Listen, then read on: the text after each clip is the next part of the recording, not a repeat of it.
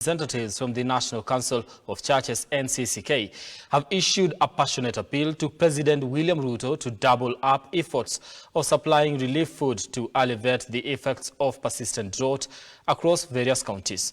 Led by Free Pentecostal Church Bishop John Kitur, the leaders say the situation on the ground is dire, and if adequate measures are not taken with haste, then the country will face a humanitarian crisis. And as our reporter Henry Tende now files, the clergy have issued a clarion call for all Kenyans to join hands and save the lives of affected individuals.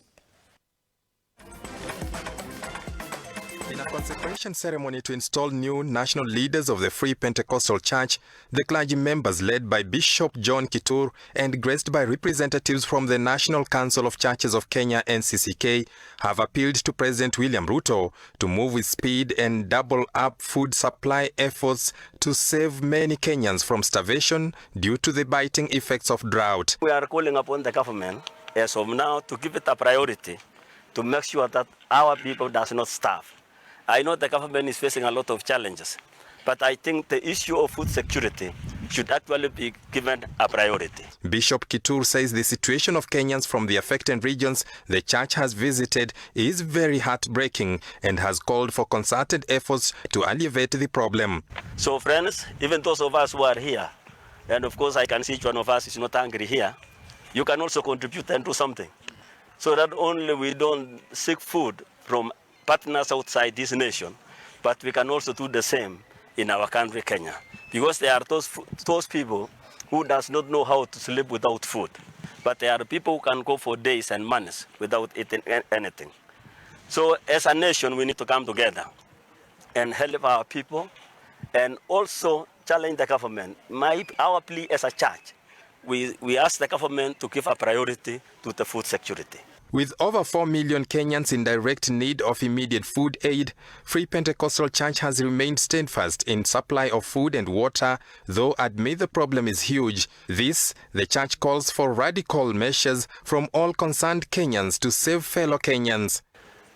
Quite a number of our fellow countrymen are affected by the drought. And as a church, we have moved and try our best with the little resources that we have to make sure that people don't die because of hunger.